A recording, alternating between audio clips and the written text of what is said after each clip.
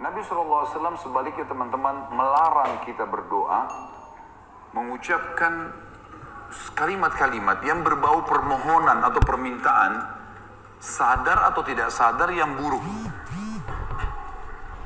Kata Nabi SAW dalam hadis Bukhari, janganlah seseorang di antara kalian mengucapkan kalimat doa, permintaan, atau munajat, atau penyampaian sesuatu kepada Sang Pencipta yang buruk, baik buat dirinya, baik buat keluarganya, baik buat hartanya, karena jangan sampai malaikat lewat dan mengiyakannya. Misal, orang bertengkar suami istri, kemudian dia mengatakan, saya berharap tidak akan bersama sama kamu lagi. Dia nggak sadar kalimat ini bisa jadi doa. Walaupun dia dalam kondisi emosi. Tidak boleh orang, saya pernah sampaikan kalau masalah anak-anak, kamu nakal sekali. Atau mungkin dia ucapkan tentang rumahnya, kendaraannya, sial tempat ini. Panas, tidak beruntung tempat ini. Atau bahasa apalah. Doa-doa atau kalimat-kalimat yang terlantunkan seperti ini, yang akhirnya sama saja munajat tapi buruk buat dia, buat keluarganya, buat tunggangannya, buat hartanya, namanya laknat. Namanya laknat. Sudah paham makna laknat? Mana suaranya? Berarti semua ucapan negatif untuk diri, untuk keluarga, untuk harta, namanya laknat. Dan ini hukumnya dosa besar. Tidak boleh melaknat diri sendiri, nggak boleh melaknat keluarga, nggak boleh melaknat harta. Dan laknat, saya bilang tadi, masuk di dalamnya semua perkataan yang akhirnya berisi munajat, harapan, permintaan, tapi negatif. Ini nggak boleh. Dan ingat teman-teman, bukan cuma sekedar tidak boleh, Imam Adz-Dzahabi masukkan dalam dosa besar. Kita nggak boleh melaknat diri sendiri, nggak boleh melaknat juga orang lain, nggak boleh melaknat harta, nggak boleh melaknat benda, nggak boleh semuanya. Dan kita akan baca nanti ada hadis, ada seekor unta yang dilaknat oleh pemiliknya, maka Nabi SAW suruh penduduk Madinah Muslimin meninggalkan unta itu. Jangan ada yang sentuh lagi unta itu, karena sudah dilaknat oleh pemiliknya. Hanya karena pada saat pemiliknya nunggangi dia, kaki unta ini kesentuh batu, akhirnya dia hampir jatuh. Mungkin kalau kita naik mobil atau motor sekarang, tiba-tiba ada yang ugal-ugalan, lalu kita rem tiba-tiba. Kadang-kadang ada orang kalau kurang berzikir, teman-teman, tidak biasa lisannya berzikir, yang keluar semua kata kotor nantinya. Tapi kalau orang biasa berzikir, oh subhanallah, Allahu Akbar, dia berzikir lain. Itu positif, karena dia sudah terbiasa berzikir, maka keluar kalimat itu. Atau tabrakan tiba-tiba, na'udzubillah. Tapi kalau dia tidak biasa, maka otomatis keluar kalimat-kalimat yang tidak baik. Dan itu bisa jadi doa buat dia atau buat orang lain. Nah, kalau buruk, berarti namanya laknat.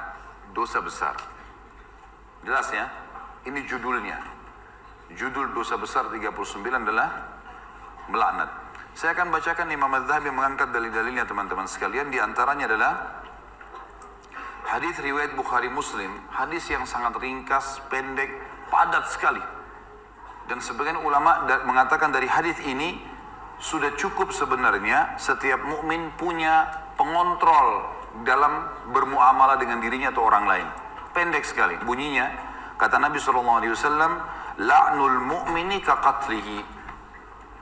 Melaknat seorang mukmin adalah seperti dosa membunuhnya. Seperti dosa membunuhnya. Jadi kalau kita lagi jengkel sama seseorang, selama dia muslim, kalau kita ucapkan kalimat itu, maka akan kena. Dalam sebuah hadis yang lain apa? Kalau seandainya ada orang melaknat orang lain, maka laknat itu akan naik ke langit. Kemudian tidak diterima di langit. Lalu Allah memerintahkan laknat itu, doa buruk tadi, kembali ke dunia. Kalau orang yang disebutkan padanya laknat berhak mendapatkannya, memang dia orang pelaku itu, maka akan kembali padanya. Tapi kalau tidak, maka akan kembali pada pengucapnya. Jadi pengucapan doa buruk bisa kembali kepada pengucapnya, kembali kepada kita, na'udzubillah. Kecuali keadaannya teman-teman, memang kita dibolehkan melaknatnya secara syar'i, seperti orang melaknat iblis, melaknat atau mengutuk orang-orang kafir yang sengaja memerangi kaum muslimin, seperti di kancah peperangan. Ada orang kemudian menyerang muslimin dan menyakiti muslimin, lalu kita mengatakan semoga Allah membinasakannya. Sama kan laknat itu. Tapi di sini babnya terbuka, pintunya terbuka, ya. Karena memang dibolehkan secara syar'i. Kalau orang hanya pelaku maksiat teman-teman, tidak boleh dilaknat. Apalagi kalau dasarnya orang ini orang mukmin yang tidak bermaksiat. Seperti pernah ada seorang yang berzina di zaman Nabi SAW lalu dirajam, dilempar batu. Lalu ada seorang sahabat berteriak mengatakan semoga Allah melaknatmu. Kenapa? Karena dia berzina. Dan memang nyata, kepergok, lagi dihukum. Berarti orang lagi buat maksiat kan? Sama kalau kita orang lagi mabuk misalnya di pinggir jalan. Tetap nggak boleh dilaknat teman-teman. Lebih baik kita ucapkan apa? Jangan kita bilang semoga Allah binasakanmu. Mudah-mudahan mobilmu tabrakan. Nah, ini nggak boleh kita ucap. Ya Allah berikan hidayah. Karena pengucapan ini laknat tadi. Kalau tidak kembali ke dia, dan memang tidak akan kembali ke orang-orang ini, kecuali tadi yang saya bilang orang yang dikhususkan, iblis, syaitan, ya, orang-orang kafir yang menyakiti muslimin, ada memang pintu-pintunya saja. Kalau tidak, cuma orang yang bermaksiat dari kaum muslimin tidak boleh, apalagi dasarnya bukan orang bermaksiat. Para ulama, para dai, para orang-orang soleh dan solehah diolok-olok, dicaci maki, ini semua masuk dalam masalah bahasan laknat. Melaknat orang mukmin maka lebih berat atau bahkan sama dengan membunuhnya. Kita tahu membunuh dosa besar, sebagaimana sudah kita bahas juga di dosa besar kita yang kedua. Masalah membunuh adalah dosa besar dan itu sangat berat. Dan membunuh orang mukmin teman-teman sekalian, itu dalam ayat Al-Quran disebutkan termasuk yang diancam kekal di neraka selain kekafiran, kemunafikan, kemusyrikan, juga adalah membunuh mukmin secara sengaja. Ini ada ancaman kekal di api neraka, gitu kan? Dan ini masih khilaf di antara ulama memang, tapi umumnya mengatakan zahir hadis ayatnya begitu. Wa may yaqtul mu'mina muta'ammidan fajaza'uhu jahannam khalidina fiha. Siapa yang bunuh orang mukmin, maka dia akan disiksa atau dikekalkan di dalam api neraka, ya. Itu ada di dosa besar nomor 2. Maka dia akan dimasukkan ke dalam api neraka dan dia akan kekal di dalamnya. Maaf, sebentar saya pastikan lagi.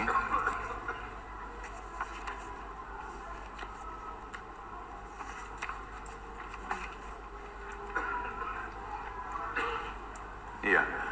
Ayatnya dalam surah An-Nisa ayat 93, A'udzubillahi minasyaitonirrajim, wa may yaqtul mu'mina muta'ammidan fajaza'uhu jahannamu khalidan fiha wa ghadiballahu 'alaihi wa la'anahu wa 'adda lahu 'adzaban 'azima.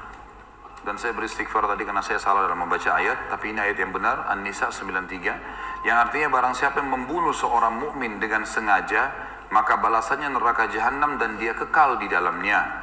Dan Allah murka kepadanya dan melaknatnya serta menyediakan azab yang besar baginya. Ya. Sementara melaknat orang mukmin sama dengan membunuhnya. Hadis yang kedua, tadi hadis Bukhari Muslim, hadis yang kedua riwayat Imam Bukhari dan juga Imam Muslim menyebutkannya. Kata baginda Nabi SAW, sibabul muslimi fusuqun wa qitaluhu kufur.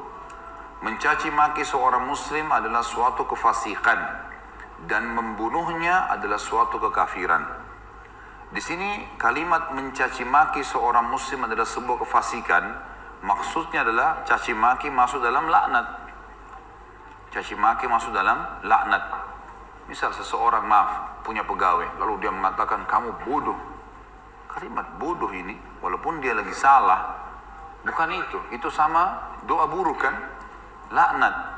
Maka bisa kembali ke dia, bisa kembali ke dia, tapi pengucapnya walaupun orang itu layak mendapatkan kalimat bodoh, kembali ke dia kalimat itu, tapi laknat ini bisa kembali menjadi dosa besar bagi pengucapnya. Dan lebih baik jangan diucapkan. Lebih baik jangan diucapkan. Beda kalau kita menghardik perilaku. Misal gini, ada orang melakukan perbuatan yang ngawur dia melakukan perbuatan yang orang tidak lakukan. Misal mobil lagi sangat kencang, kemudian dia tiba-tiba berjalan di tengah jalan, seperti menunjukkan sebuah atraksi atau kehebatan gitu kan. Lalu kita mengatakan perilakunya orang ini gila. perilaku, perbuatannya itu berbeda. Yang dimaksud laknat sini adalah masuk kepada individunya. Karena perilakunya memang betul salah, gitu kan? Perilakunya salah. Kalau kamu terus melakukan perbuatan ini, seorang guru bilang sama muridnya, kamu bisa menjadi orang bodoh. Gak masuk dalam laknat itu. Karena yang sedang dibahas apanya? Perilakunya. Perilaku beda, gitu kan? Kalau kamu terus saja seperti ini, telat datang di kantor, tidak mengerjakan pekerjaan, kamu tidak akan berprestasi. Kata-kata tidak berprestasi, buruk atau tidak? Buruk. Masuk semua dalam globalnya mana? Laknat. Tapi tidak masuk di sini karena dia sedang menilai perbuatan memang yang sedang salah. Beda, gitu kan? Seseorang membersihkan rumah atau masjid masih kotor. Ini kenapa dibiarkan kotor? Kalau begini nanti orang akan menilai kamu buruk. Menilai perbuatanmu buruk. Bukan laknat itu. Jelas ya? Jadi yang kita maksud di sini adalah individunya. Mencaci maki di sini masuk di dalamnya adalah kefasikan dan membunuhnya adalah sebuah kekafiran. Kemudian dalam hadis Muslim dari Rasulullah SAW bahwasanya beliau bersabda di dalam hadis yang diriwayatkan Imam Muslim juga, la yakunu la'anu syufa'a wala syuhada yaumil qiyamah. Orang-orang yang gemar melaknat, lidahnya suka mengucapkan kata-kata buruk. Termasuk sini teman-teman ya, saya sering dengar orang bercanda sama temannya, ucapkan nama binatang, ya. Panggil nama binatang, panggil kata-kata buruk, ya. Kadang-kadang kalau ditanya apa itu, oh itu artinya ini, oh itu arti buruk semua. Walaupun dia cuma bercanda sama temannya. Di sini dikatakan orang yang suka melaknat, lisannya suka diucapkan kata-kata negatif begini untuk dirinya, untuk orang lain, untuk kendaraan, untuk tunggangan, harta dan seterusnya, tidak akan bisa memberi syafaat. Dan syafaat adalah pertolongan. Saya pernah tekankan teman-teman, syafaat itu akan didapatkan bagi kalau manusia biasa kayak kita, kalau timbangan amal kita sudah lolos. Kalau kita sudah ditimbang amal baik, amal buruk, lalu amal baik kita lebih banyak, maka kita akan bisa memberikan syafaat orang lain. Sebagian ulama mengatakan sesuai dengan kadar lebihnya pahalanya dia. Misal pahalanya 10.000, dosanya 100, maka lebihnya, selisihnya dia bisa membantu orang sejumlah itu, tapi bukan diambil pahala dia, cuman kadarnya saja. Ini ulama ambil daripada hadis Nabi SAW yang berbunyi, sesungguhnya akan ada dari umatku yang bisa memberikan syafaat sejumlah suku Mudar. Suku Mudar adalah suku Arab yang sangat banyak jumlahnya, gitu kan? Ada orang kena banyak sekali amal solehnya, dosanya sedikit, dia lolos, kemudian dia bisa memberikan pertolongan sampai satu suku, gitu kan? Lalu lanjutan hadis kata Nabi SAW, dan ada juga di antara umatku yang akan saking besarnya dosa yang dia lakukan, yang akan membesar di neraka sampai dia sendiri menjadi salah satu sudut neraka itu. Tapi saksi bahasan kita potongan pertamanya. Orang yang suka melaknat teman-teman tidak boleh memberi syafaat. Sebagian ulama mengatakan syafaat di sini masuk dunia dan akhirat. Artinya kalau ada orang mau merekomendasikan orang lain, tidak layak dia bisa memberikan rekomendasi kalau dia sendiri suka melaknat, suka menghardik, suka mencaci maki, suka menyalahkan, ya, mendoakan yang buruk. Dan juga dia tidak akan menjadi saksi untuk umat-umat yang lain yang disampaikan risalah pada mereka pada hari kiamat. Karena nanti kita akan menjadi saksi hari kiamat. Nanti dalam sebuah hadis dikatakan Nuh alaihissalam didatangkan oleh Allah di mahsyar bersama dengan kaumnya, lalu Allah tanya, hai Nuh, kau sudah sampaikan belum apa yang saya perintahkan? Kata Nuh, sudah ya Allah. Tanya kaumnya, apakah Nuh sudah dakwakan kalian? Enggak pernah Nuh datang kepada kami. Lalu kata Allah SWT kepada Nuh, siapa saksimu Nuh? Dia bilang Muhammad dan ke umatnya. Dipanggillah Nabi Muhammad SAW dengan kita semua memberikan syafaat, ya. Kita memberikan kesaksian bahwasanya betul Nabi Nuh sudah menyampaikan dan kami terima dalam Al-Quran dari surah Nuh engkau turunkan ya Allah. Jumlahnya sekian ayat, lalu ayat-ayatnya ditilawakan sehingga kaum Nuh tidak bisa membantah. Karena apa yang mereka lakukan Allah sudah sampaikan dalam Al-Quran. Nah, orang yang suka melaknat tidak bisa ikut-ikutan memberikan kesaksian. Tentu ini sebuah kebanggaan pada hari kiamat ya. Karena kita bisa jelas, oh ini umat Muhammad, umat yang terbaik, karena kita umat terbaik. Sebagaimana sabda Nabi SAW dalam sebuah hadis yang sahih yang lain, tidak ada satupun umat sebelum kalian kecuali berharap menjadi kalian, gitu kan? Karena besarnya fadilah kita sebagai umat Nabi Muhammad SAW. Nabi SAW juga mengingatkan agar setiap muslim tidak boleh memilih teman yang suka melaknat atau lisannya suka mengucapkan kata-kata yang tidak baik.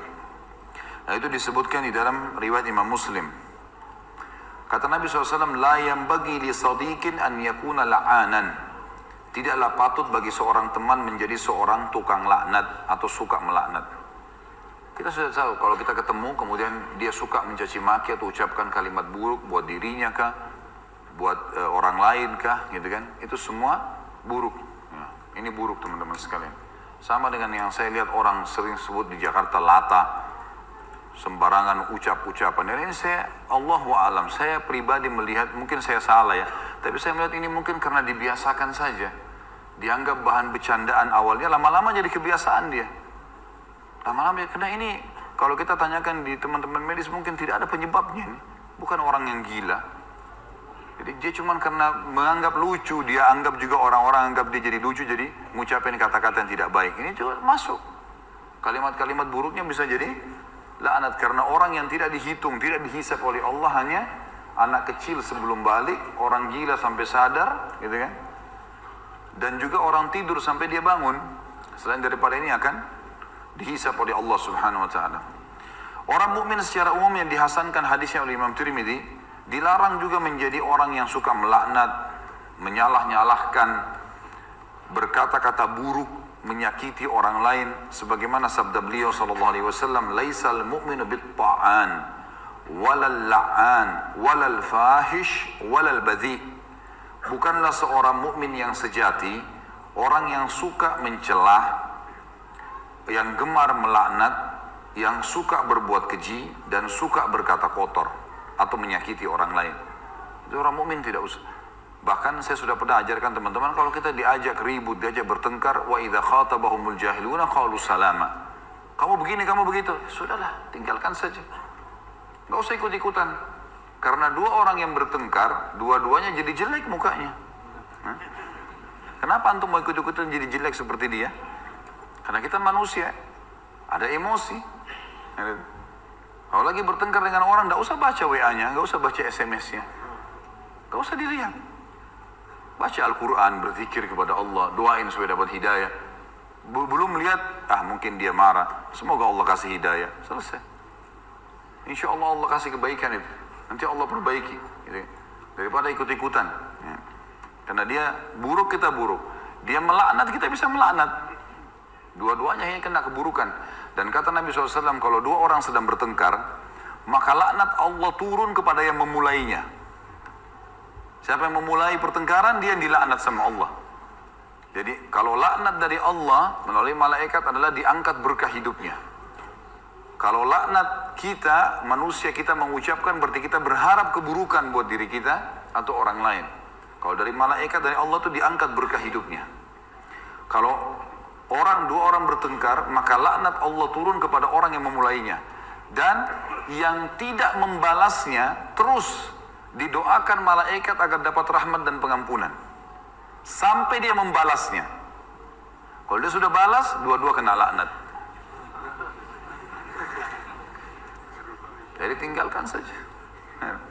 Kamu begini, kamu begitu, ya ngomong aja, kita jalan saja. Baik dia yang ngomong. Tulis SMS sampai 1000, tidak usah baca. Tidak usah baca. Kita baca, dia begini, balas lagi, habis umur gitu. Untuk apa? Kita kalau balas SMS, balas WA begitu bertengkar tuh sudah bisa satu surah Al-Quran dibaca. Satu huruf 10 pahala. Benar nggak? Amalin ya. Jangan cuma bener-bener tapi.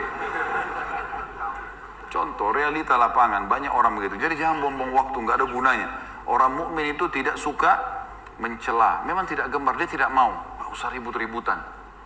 Kita jelaskan pada saat perlu. Kalau ada pun orang teman-teman, ada dosa besar nanti yang kita bahas, masalah tidak boleh berdebat. Kalau hal-hal yang kita anggap perlu berdebat, menjelaskan argumentasi dan ada manfaat, sampaikan. Gak ada manfaat, gak usah. Kalau diajak dialog, kemudian kita nanti jelaskan juga sama saja, nggak ada perubahan dan kita tahu ini sebenarnya salah, untuk apa kita berdebat? Gak ada gunanya kan? Gak ada gunanya. Pernah salah satu ulama di Madinah didatangi oleh seorang syekh Syiah dari Iran di musim haji, waktu kami masih mahasiswa di sana. Diajak berdialog, kami mau berdialog. Syekhnya angkat Quran, kemudian dia bilang di depan mahasiswa, saya mau berdebat dengan anda, tapi percaya nggak dengan ini? Quran ini, diangkat Quran. Percaya nggak? Quran ini Quran ahli sunnah, 30 juz. Qurannya mereka 49. Kata dia, tidak, saya tidak percaya. Kata Syekh, saya tidak mau berdebat. Lalu rujukannya apa nanti? Nggak ada gunanya. Macam-macam mereka ucapkan, oh penakut, oh begini. Ngomong aja, silakan. Ukir kata-katamu sepanjang mungkin, tidak masalah. Hah? Tulis silakan sampai capek. Malaikat juga catat kan? Dan kalau laknat itu, doa itu tidak layak untuk orang itu, kembali ke siapa? Ke dirinya sendiri. Kamu bodoh, kamu begini. Dia sedang bilang, ya Allah jadikan saya bodoh, ya Allah jadikan saya begini, jadikan saya sial. Na'udzubillah. Hah? Paham ya? Alhamdulillah. Amalkan. Kemudian sabda Nabi SAW juga sama ya teman-temannya. Tidak boleh gemar mencela, tidak boleh gemar melaknat, tidak usah suka berbuat keji. Berbuat keji itu suka iseng, ganggu orang. Itu perbuatan keji. Sengaja pukul, sengaja sembunyiin barangnya orang. Jangan dijadikan bercanda ini teman-teman. Hah? Maaf, sengaja buang angin, ganggu temannya. Nah, iya. Kemarin ada orang nanya di bahasan saya di Bulughul Maram, Ustaz bagaimana saya ini suka tidak bisa tahan diri, selalu keluar angin. Bagaimana hukumnya? Boleh nggak tahan kalau saya lagi sholat? Saya bilang sebelum saya jawab, saya bilang gini, ini adalah sebuah hal yang dibiasakan. Coba kalau antum biasakan teman-teman tidak buang angin sembarangan. Maaf saya bahasakan ini, antum tidak akan terbiasa di depannya orang. Bahkan subhanallah kita akan melepaskan angin itu di tempatnya saja, di WC. Yang lainnya tidak pernah. Ada orang nggak bercanda, pegang kuping temannya, bunyi kentutnya. Oh iya, bercanda dia mau buat temannya ketawa. Duduk sama istrinya, istri dikentutin sama dia. Kenapa nih? Dianggap bercanda? Jangan. Nanti akhirnya jadi kebiasaan. Nanti antum biar depannya tamu juga begitu. Dia nggak bisa tahan, gitu kan? Saya pernah menghadiri mengunjung rumah orang gitu. Jadi tuan rumahnya duduk sambil ngobrol sambil kentut gitu. Saya duduk di situ, entah ya, bagi saya sesuatu yang aneh. Kenapa harus ada ini? Kan subhanallah secara fitrah ada hal-hal yang Allah buat kita tidak suka itu. Ya? Tidak suka orang ngupil, orang apalah, angin itu, apalah. Itu orang sembunyikan barang-barangnya orang lain. Sebenarnya fitrahnya orang tidak suka. Cuma syaitan kemas akan-akan itu lucu sehingga dijadikan bahan bercandaan. Jadi ini semua saya harus diulang. Harus diulang. Ini sama dengan istilah tadi dikatakan fahish. Fahish itu suka berbuat keji, iseng. Nabi mengatakan orang mukmin tidak boleh begitu. Dan badzi itu suka berkata kotor. Ya. Kemudian selanjutnya hadis Nabi SAW yang disebutkan di dalam hadis riwayat Abu Daud. Dan Abu Daud mensahihkannya hadis ini. Rasulullah SAW bersabda, Innal abda idha la'ana syai'an sa'idatil la'natu ila as-sama'i fatughlaqu abwabus sama'i dunaha thumma tahibtu ila al-ard fatughlaqu abwabuha dunaha thumma ta'khudhu yaminan wa shimalan fa idha lam tajid masaghan raja'at ila alladhi lu'ina in kana ahlan lidhalik wa illa raja'at ila qailiha. Sesungguhnya seorang hamba apabila melaknat sesuatu, orang kah, benda mati kah, apa saja, batu kah, pohon kah, hewan kah, apa saja. Laknat itu mendaki atau naik ke langit, maka pintu-pintu langit ditutup di hadapannya, karena tidak ada yang boleh naik ke Allah kecuali baik saja. Dalam Al-Quran Allah mengatakan, A'udzubillahi minasyaitonir rajim, ilaihi yas'adul kalimut thayyibu wal amalus salihu yarfa'u. Hanya yang naik ke Allah hanya kalimat baik saja. Jadi yang buruk-buruk Allah sudah tahu buruk, gak usah diangkat ke saya. Allah gak mau terima. Ditutupkan semua pintu-pintu langit. Jadi doa yang baik, ucapan yang baik, nasihat, yang santun, yang itu diangkat ke langit. Tapi semua yang buruk tidak ada. Kemudian ditutup pintu-pintu langit di hadapannya. Lalu laknat itu kembali ke bumi dan pintu-pintunya pun ditutup di hadapannya. Lalu ia mengambil ke arah kanan dan ke arah kiri, dan ketika ia tidak menemukan jalan, maka ia kembali kepada orang yang dilaknat apabila ia memang berhak mendapatkannya. Namun jika tidak, maka ia menimpa orang yang mengatakannya.